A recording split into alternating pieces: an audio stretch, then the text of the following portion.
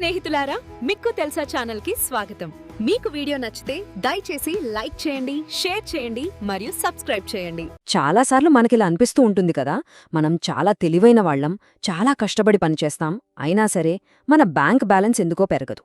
కానీ అదే టైంలో మనకంటే కొంచెం తక్కువ స్మార్ట్ అనుకున్నవాళ్లు, మనకన్నా లేటుగా మొదలుపెట్టిన వాళ్ళు కూడా మన కళ్ల ముందే కోట్లు సంపాదించేస్తుంటారు. అస్సలు ఎలా సాధ్యం? వాళ్ల దగ్గర మనకు తెలియని ఏదైనా సీక్రెట్ ఉందా? ఏదైనా మ్యాజిక్ ఫార్ములా ఉందా? వెల్, ఈ విశ్లేషణలో ఈ ప్రశ్నకు సమాధానమేంటో తెలుసుకునే ప్రయత్నం చేద్దాం. ఇక్కడే ఒక షాకింగ్ నిజముంది. మనల్ని ధనవంతులు కాకుండా ఆపుతున్నది మన సోమరితనం కాదు, మన ఉత్సాహం. అవును, వినడానికి ఆశ్చర్యంగా ఉన్నా ఇది నిజం. మనం ఎప్పుడూ జీవితంలో ఒక కిక్ కోసం, ఏదో ఒక కొత్తదనం కోసం వెతుకుతామే, అదే మనల్ని వెనక్కి లాగేస్తోంది. దీని వెనుక ఒక సైంటిఫిక్ రీజన్ కూడా ఉందండోయ్. మన బ్రెయిన్కి కొత్తదనం అంటే పిచ్చి. ఏదైనా కొత్త పని స్టార్ట్ చేయగానే బ్రెయిన్లో డోపమిన్ అనే కెమికల్ రిలీజ్ అవుతుంది.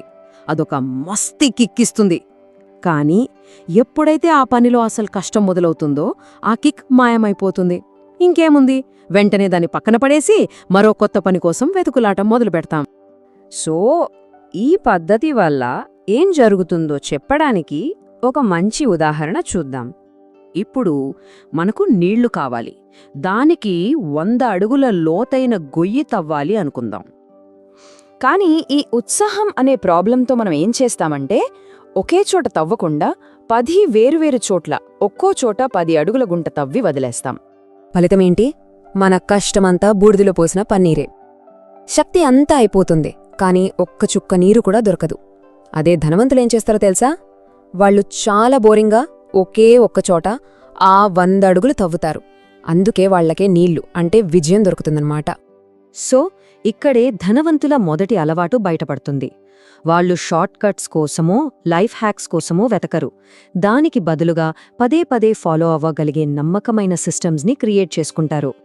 ఉదాహరణకు సచిన్ టెండూల్కర్ని తీసుకోండి. ఆయన ఎన్ని సెంచరీలు కొట్టినా సరే మరుసటి రోజు ఉదయం మళ్లీ గ్రౌండ్లో నెట్ ప్రాక్టీస్ చెయ్యాల్సిందే. చాలా బోరింగ్ కదా, కానీ ఆ బోరింగ్ సిస్టమే ఆయన్ని ప్రపంచంలోనే బెస్ట్ బ్యాట్స్మెన్ని చేసింది. మెక్డానల్డ్స్ కూడా అంతే. వాళ్ల బర్గర్ ఇండియాలో తిన్నా, అమెరికాలో తిన్నా ఒకే టేస్ట్ ఉంటుంది. ఎందుకంటే వాళ్ళొక పక్కా సిస్టమ్ని ఫాలో అవుతారు. ఇక వాళ్ల రెండో అలవాటు, వీళ్ళు మన ఎనర్జీని తినేసే డ్రామాకి, గాసిప్స్కి చాలా దూరంగా ఉంటారు. ఉదాహరణకి మన రతన్ టాటాని చూడండి. ఆయన ఎప్పుడైనా అనవసరమైన వివాదాల గురించి, గాసిప్స్ గురించి మాట్లాడటం చూశామా? లేదు.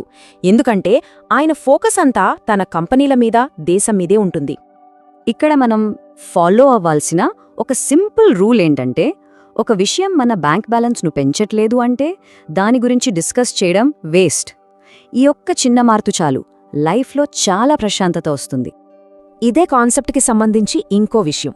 మార్క్ జుకర్బెర్గ్ కానీ, బరాక్ ఒబామా కానీ ఎప్పుడూ ఒకే రకమైన బట్టలు వేసుకుంటారు. ఎందుకో తెలుసా? దీన్నే డెసిషన్ ఫెటీగ్ అంటారు. అంటే మన బ్రెయిన్కి ప్రతిరోజూ నిర్ణయాలు తీసుకోవడానికి కొంత ఎనర్జీ మాత్రమే ఉంటుంది. ఈరోజు ఏం బట్టలు వేసుకోవాలి, ఏం తినాలి లాంటి చిన్న చిన్న విషయాలకే ఆ ఎనర్జీ అంతా వాడేస్తే ఇక పెద్ద ముఖ్యమైన నిర్ణయాలు తీసుకునే టైంకి బ్రెయిన్ అలసిపోతుంది. అందుకే వాళ్ళు ఆ చిన్న నిర్ణయాలని ఆటోమేట్ చేసేస్తారు. ఇక మూడో అలవాటు, పునరావృతం యొక్క శక్తి అంటే రిపిటేషన్.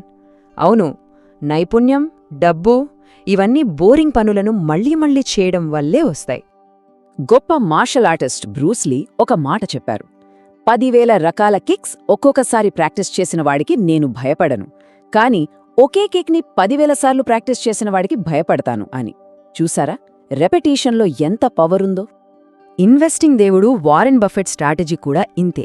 చాలా చాలా బోరింగ్గా ఉంటుంది. ఆయన చేసేదేంటి? మంచి కంపెనీలు చూసి డబ్బులు పెట్టడం, ఆ తర్వాతి దశాబ్దాల పాటు ఓపికగా వెయిట్ చేయడం. ఆ బోరింగ్ నిరీక్షణే ఆయన్ని ప్రపంచంలోనే అత్యంత ధనవంతులలో ఒకరిగా చేసింది. ఇక నాలుగవది, ఇది అన్నింటికంటే ముఖ్యమైన అలవాటు. అదేంటంటే ఒకే ఒక్క విషయంపై దృష్టి పెట్టడం. 10 పనుల్ని అరకొరగా చేయడం కన్నా ఒక్క పనిని 100% శ్రద్ధతో చేయడం ముఖ్యం. ఒక ఇంట్రెస్టింగ్ స్టోరీ ఉంది. ఒకసారి బిల్ గేట్స్ వారెన్ బఫెట్లని వాళ్ల సక్సెస్కి కారణమైన ఒకే ఒక పదం రాయమన్నారట. ఇద్దరూ ఆలోచించి వేర్వేరుగా రాశారు. తీరా చూస్తే ఇద్దరూ రాసిన పదం ఒక్కటే, ఫోకస్ అంటే ఏకాగ్రత. దీన్ని సింపుల్గా అర్థం చేసుకోవాలంటే సూర్యరశ్మి మన మీద పడినప్పుడు మనకి వెచ్చగా అనిపిస్తుంది అంతే. కాని అదే సూర్యరశ్మిని ఒక భూతద్దంతో ఒకే పాయింట్ మీద ఫోకస్ చేస్తే ఏమవుతుంది? నిప్పు పొడుతుంది. మన ఎనర్జీ కూడా అంతే.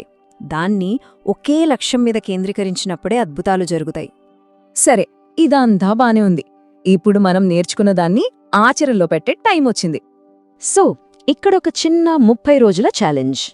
ఇప్పుడుదాకా మనం చెప్పుకున్న ఈ బోరింగ్ అలవాట్లలో ఏదో ఒక్కదాన్ని ఎంచుకుని దాన్ని ఖచ్చితంగా 30 రోజుల పాటు పాటిస్తే ఆ తర్వాత వచ్చే మార్పుని గమనించవచ్చు. రిజల్ట్స్ చూసి ఆశ్చర్యపోవడం ఖాయం. ఫైనల్గా ఒక్క విషయం గుర్తుంచుకోవాలి.